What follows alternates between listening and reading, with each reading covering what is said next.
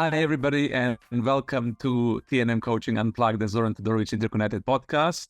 As always, we're grateful and happy for you coming to be with us week after week. As you know, we have now starting to publish our podcast every second week instead of every week. Some of you are complaining, but we think this dynamics of having more space to listen again and again and again is something that is good for all of us. And today we have a very beautiful and special guest. We already have done Instagram Live. Some of you have seen this on our social media.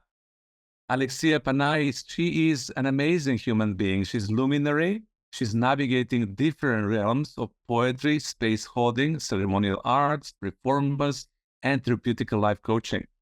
She is an alchemist of words. I'm never going to forget the first time I saw her. It was in venue here in Ibiza, where I live at this moment in time. And she came with this typewriter, the Asian typewriter, all beautifully dressed with a turban, and she began spelling these words and creating the poetry out of nowhere, So we were just giving the words to her, we were playing with the words, and then she created the most beautiful, amazing message for the person that she was directing this poetry to. So she's absolutely an amazing, I think that she's a channel, of course, she's a conduit, and she gives this gift of spontaneous poetry that unfolds the secret exploration of human consciousness and human creativity. Now I'm going to read something which I really love from her bio. Alexia stands for sanctuary. She's inviting all the beings to bask in the tender embrace of acceptance while resonating with harmonious frequency of truth. I was like, oh my God, this is already poetry on her website. In luminous of their life tapestry, her work mirrors transformative power of surrender and beauty of authenticity and profound connection that emerges when we embrace the mysteries of our own existence. Right? But you know what I mean? This is so cool. And with her Asian typewriter, she dances across the pages with the essence of life, creating the poetic imprint of the hearts of those she touches. And this is how I met Alexia. This is why I love her so much. And I'm so grateful and happy to have her on my podcast, and also for you guys who are following my podcast to get to know Alexia as well. So welcome. Thank you. So happy to be here with you always. Yeah. I never prepare for this recording, and things come through. And the first question that I really wanted to ask you now, when I read this once again, this dancing with tapestry of life and typewriter and poetry, how did you get into it? What happened in your life that inspired you to get this Asian typewriter, which is really, really lovely when you unpack it and open it, to sit in front of the group, to get these words coming from the group and to create this wonderful poetry of life? What happened? Well, I mean, life happened, I guess. It's hard to, I always pinpoint the same moment, and I've been questioning if I should change, if I should let the story emerge more in the moment. But there was a specific moment that the typewriter came into my life, and hard to ignore that was the moment, because it happened actually after a car crash in Los Angeles, where I was living at the time, about 7 years ago. I was driving home from a dinner in Venice Beach, and a car hit me from the right side, and I began to flip in the car. And as I was flipping, my vision went dark, and I heard a voice. It sounded like my voice, but it wasn't coming out of me. And it said, "Am I dying?" And then I heard another voice, "No, surrender." And in that moment, I think I did what I was told, and I relaxed my body, not with thinking, it was very, very fast. And the car flipped once and twice and landed right side up, but it was completely totaled, and I was covered in glass. And I'll never forget that moment. I was touching myself like, oh my gosh. And I had no injuries besides a small scratch from the seatbelt and probably a concussion. But I didn't want to go to the hospital. I instinctively just didn't feel I needed to go there. I felt so sensitive and open, and it was the last place that I wanted to go. So I had a few questions emerge in that moment, which was like, well, okay, who am I doing life with? And I couldn't pretend anymore, even though I had been on this path of consciousness for a while. I knew I couldn't pretend like I'm not supposed to be here. Like even the smallest part of me that sometimes thinks, why am I here? And that kind of got, okay, well, you're supposed to be here, at least right now. And for about a week, I was living really in this space of like everything was alive. I was really present and grateful and in an altered state of consciousness for sure that lasted for a while. But that week following, I went to a friend's birthday and I was feeling very sensitive. And there was a typewriter on the desk of this friend's house. And I sat down and I just started to play with it. And then friends would come and sit with me and give me 3 words. I just was playing. I said, give me 3 words. And I don't have the first one with me now, or else I would read it to you. But it was about creativity and space. I think her words were creativity, space, and love. And something came through that was like, wow, I wasn't writing anything at the time. I didn't have a writing practice. Didn't consider myself a writer or a poet or necessarily even a creative person. It was so fun and it was so powerful, and everyone just kept coming to sit with me, and I did it all night, and it was spectacular. And I felt like it wasn't me, but it was me, and it was touching the other person, and it was touching me, and creating this connection. And then another week later, a friend gave me a typewriter, or she gave me the money to get one, actually, and I got it on Craigslist on this in LA. I went to meet the guy at a diner. He brought me the typewriter. It was really cinematic. At the time, it was a royal baby blue. And I began to travel with it and take it everywhere and do this thing that I called the 3-word project at the time. I mean, I didn't know what I was doing, but that's how it began. And nowadays it unfolds, because I've been several times, witnessing how you work with groups, and when we sit in a circle together, and then people begin giving you the words, and then out of nowhere you begin creating this poetry of the soul. And I was always fascinated by the process, honestly, myself. Even a few days ago, I've experienced it again with you, when we were sitting in a circle together, and then people shouting and this word and that word and that, and suddenly this poetry emerges that was really devoted and dedicated to somebody that we were creating poetry with. How does it work? How is it in your creative process? Do you just tune in and surrender, or you feel into it, or you think about, how is it? Yeah, I mean, now it's been a muscle that I think it's maybe linking me to that original moment of surrender. And it's a feeling that that I got to embody very practically in the car crash. And maybe it's just this link to keep me in surrender. And when I started doing the group work, I don't remember the first one, but it was, I don't know, someone asked me like, oh, should we, I think I just started to play again. And I was like, let's see how we can do. And for me, it's just, it's a space. It's a space that I know when I open the typewriter and I put my hands on and we open a circle, especially, I just really, really do trust that whatever is coming is going to be for that person. It's also an act of service or an offering.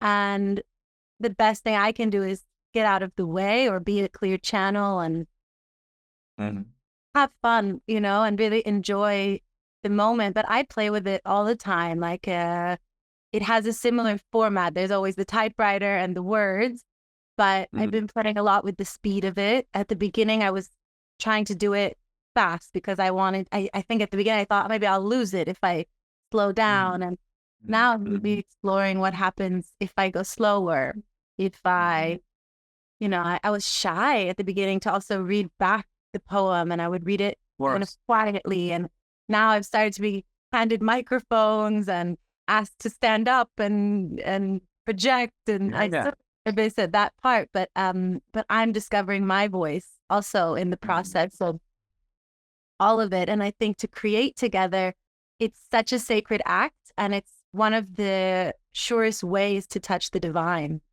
Mm-hmm. And for me, I'm fascinated because, when I was observing you the other day, we were together in a circle, to trust yourself so much and to trust the circle. Because for people who don't understand how Alexia works, you sit in the circle and then people begin giving her words. I would say joy, somebody will say sunshine, somebody will say shoes, somebody will say random dog, then somebody will say pillow, computer. And then out of these words, she creates a poetry that is dedicated or devoted to the person that we are directing this poetry to. In this case, a few days ago, it was for somebody special that we were playing with.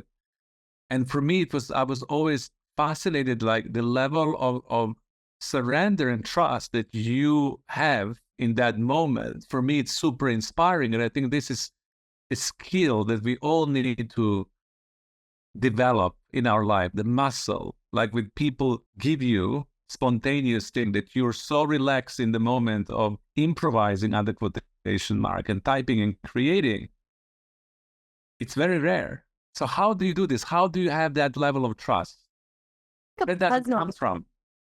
I think, where does it come from? I wish I could say that it was happening all the time in my life. There is a baseline, moving to Ibiza was a jump. I didn't have a plan.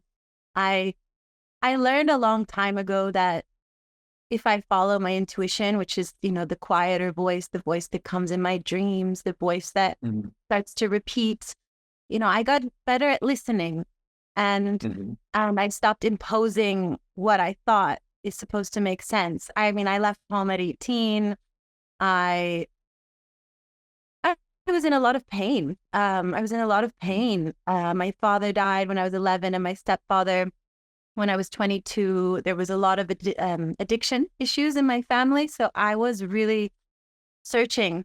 I was almost kind of not just desperate, but almost like recklessly willing to try anything. So I did that for a while, mostly in Los Angeles and Mexico. I explored a lot of plant medicine work, a lot of alternative healing modalities that, that were strong and out there, and things began to open for me, and I started to tap into the subtle realm. And the subtle realm, as you know, it's quieter, and if you listen, you don't have to get hit over the head repeatedly. So I started to listen, and it's still a practice, because I think the more refined we get in ourselves, the more we have to find new ways or slow down even more. And with the poetry, it's kind of like my version of a puzzle. There's this really 3D element to it where, it's a heavy typewriter. There's no erasing. It's there. There's a page. There's ink. It kind of brings the ethereal into the material in a very literal way. And then you have this like proof of God instantly, like, okay, look. And the words are part of the puzzle, the same way that our life, we don't know why in certain moments we're drawn to certain people or places, but looking back, you see, oh, wow, that one conversation with that one person led me here. And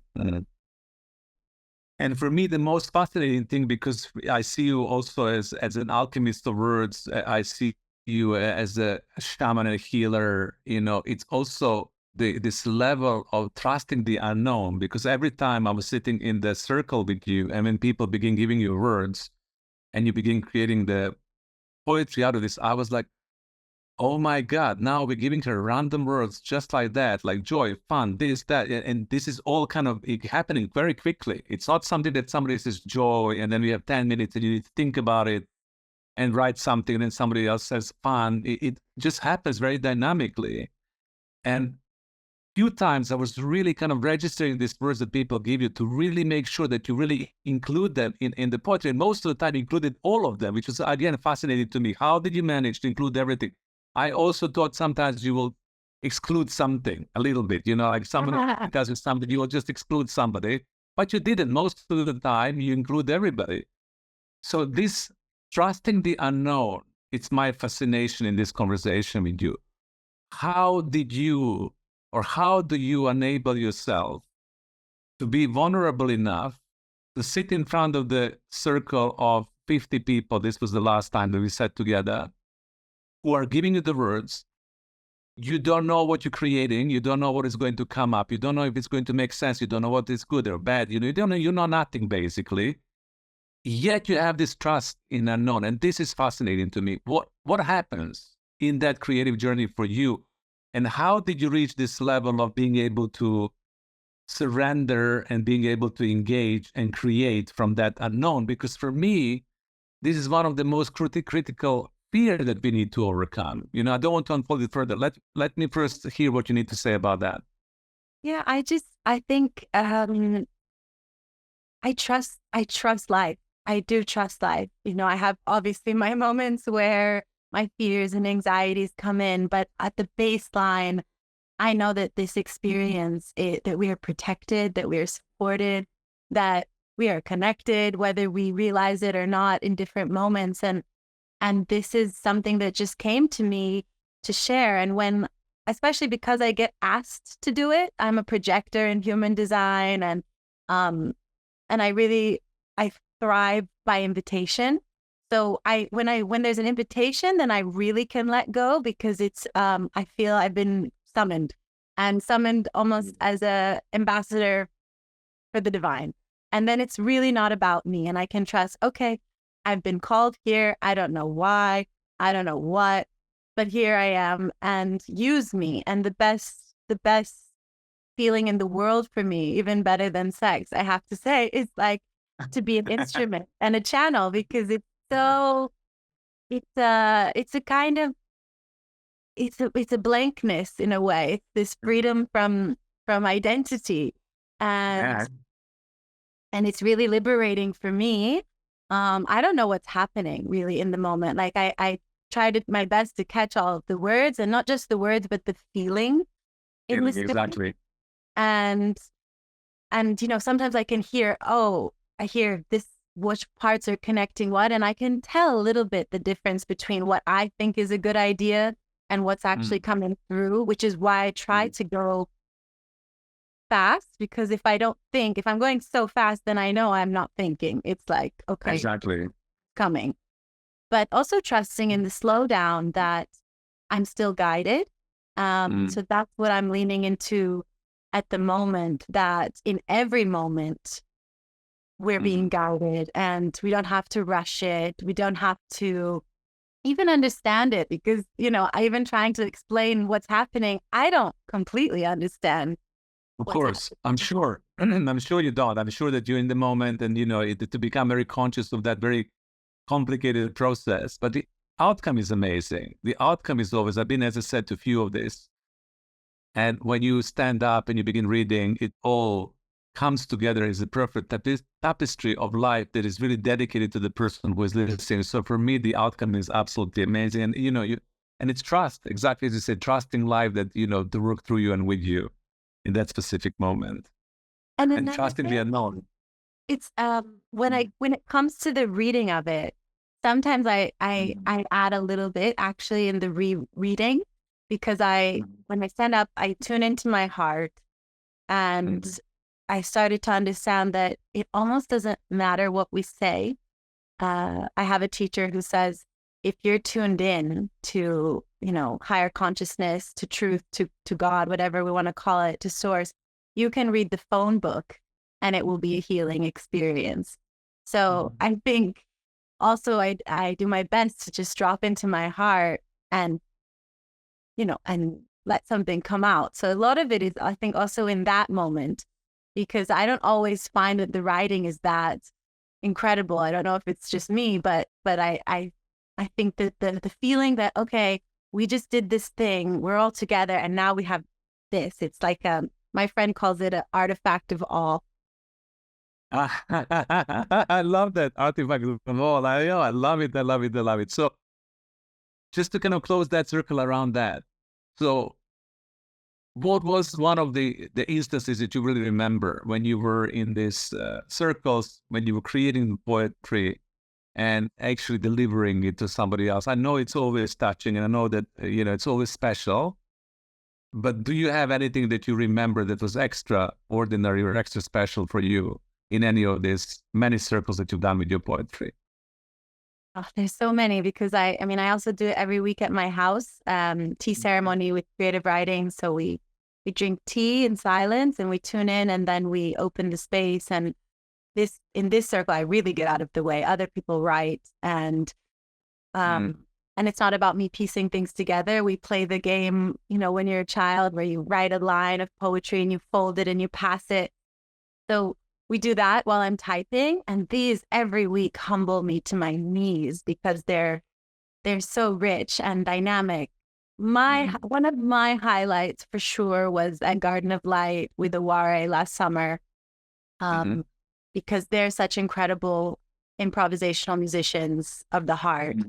So to get to collaborate with them, and it was my first time or second time really with a microphone, and I think we were 200, 300 people. And so it was really pushing my own edges of like, can I do this? And I had a piece of paper that was a scroll. So I wasn't limited to just one piece. And with the music and all the different people, couldn't even see them, but I could hear the words and children at the very end. My friend's son came and he whispered peace in my ear. And then reading that back with the music, it was, an experience I'll never forget. Wow. Yeah, I mean, it is deeply moving because poetry, for me, it's something that communicates with soul. That what I love about poetry and what I love what you do, is that there's direct communication with the soul. Sometimes when you read certain things, information, for example, it talks to our mind. Certain things that we experience, it also talks to our heart. But I feel the poetry, it's real channel to the soul, and the soul opens up to communicate, and the soul opens up to hear. And this is what I love about this whole process, the poetry of the present moment, when you can read somebody on a soul level what they really need to hear about themselves. Or in this case, when you had with a group of 200 people, that what group coherence needs to hear about themselves, because everybody recognizes. And this is also what I love with your work, because when I'm sitting, especially the recent moment, as you're reading to somebody else, I find myself the messages that I need to receive for my own life, because we're all interconnected, right? So when we sit in a circle, that means that we all are participating fully in receiving it as well. Yeah. Storytelling, most important, isn't it? I mean, how tribal was it that we were just, in the middle of the forest with a fire and close friends and telling stories? I think it's so deep in our human DNA for understanding and for connecting. And there are a lot of repeated themes, obviously, like I don't know if I've ever done a group poem where love wasn't included. And light and dark and nature, like there's just some really consistent repetitive elements that come, which is also part of my own enjoyment of exploration, to see like, oh wow, this is the core of our language, our soul language, how we identify archetypally and symbolically, and all the questions we have as humans are more or less the same. And that's, that's just connects us in this strange, mysterious experience of why we're here. And for the TEDx, which you were there, right? I was not there, but you didn't tell us. Yeah, go ahead. Yeah. So the TEDx was also really cool because I wasn't permitted to collect the word live. So I had to think, how am I going to do this on a stage with 400 people? I'm normally, more intimate. So I came up with 3 questions, and my dear friend Alex Gray collected the answers as people were coming in, and she gave them to me live. But the questions were, why do we resist change? What does it feel like to let go? And what can we know for sure? And then she fed me the responses live on stage. So that was another pushing of the edge for me. And it was incredible because I think it brought us all into this understanding of like, there is fear, there is resistance. That's part of it. And letting go is also It's like, how do we get really good at, oh, there's this thing, I don't like it. Okay, that's no, I don't want to push against it. I need to surrender. I need to surrender is it's a state of being more than an action, because when people say, okay, let go, when you're not in the mood to let go or you don't know how, of course, like, you cannot let go. Exactly. So what did you learn about yourself and about humans, other people who went through this experience with you? First, what did you learn about yourself? And then what did you learn about others? about myself is the harder one because it's so much easier to see outside. But I'm always learning about myself in this because I'm purposefully setting the tone of vulnerability. So in all of my circles, whether I'm performing or I'm in the group work and we're all writing, I always share my writing also in the group, even if it's something I don't like or is very deep and dark, and I think it's gonna, expose me, because I think if I'm asking of people to come and get naked with me, essentially naked to the soul, then I must do it too. So I don't always think about it, but I guess it is brave, and but it doesn't feel brave. It feels natural. It feels like like a relief, and it's the space I like to be in. So I learned that. I learned to keep trusting even when it doesn't make sense, because I had no idea this was gonna take me in this direction. But I basically followed the typewriter, even to Ibiza, and I still do. I mean, I try to also not be too dependent on it because it's a beautiful instrument and it's such a gift. But I think at certain moments we can become a crutch, and I've been wanting to invite my voice out without it. And I see how it's where I'm comfortable. So just constantly pushing, going a step further to the edge, a step further, and keeping it fresh. And I learned that I just love to be in co-creative energy more than anything. I love to be together and to see what comes out of the unknown, because I don't sit a lot and write by myself. I do, but it's not as joyful of an experience as sitting with another person or a group. Exactly. And that's what I love about this, the co-creativity of all of that. I think that playing with the collective consciousness, inviting other people to give the words, sense-making, creating the poetry out of this, communicating to the soul. Because for me, the most fascinating thing about your work and with the poetry of the present moment is communication with the soul. Because I see that when I was sitting in a circle and when you were creating together, then when people receive it, it's the soul understands. It's beyond mind for me. It's beyond even emotions on a certain level. It's deeply soulful. And when we get these transmissions from soul, collective soul, because you're in co-creative process, people in the group are giving you the words. You are capturing the words, but you're directing this into somebody else who is receiving it.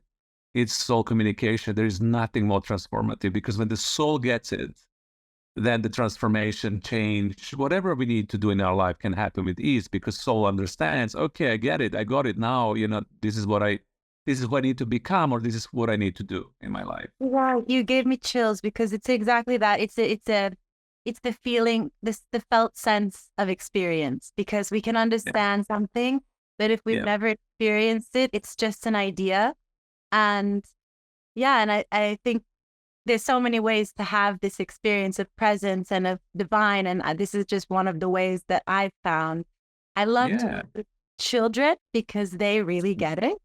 And, of course. Of course I do. Because they're just pure essence. And I would say that's one of my biggest successes. I would say I've given maybe 4 typewriters to friends' children that connected. They came and they sat and they stayed for hours, and I was like, oh, okay, this is an instrument for them, and that's really, really rewarding. And fun to see. Beautiful, beautiful. Happy then, so happy that, you're working with the kids as well, because that essence that we maintain the playfulness. Because one last thing that I would love to mention about what I like about you, and this is one of the reasons why I was inspired to invite you as well, is this playfulness with it. Because every time we get into the profundity of life, and the importance of life, you're with that instrument of poetry and typewriter, you may maintaining the playfulness.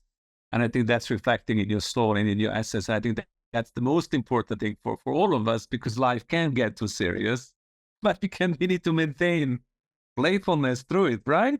And the poetry really invites us to do this as well, to see it from a different point of view. Great. Yeah.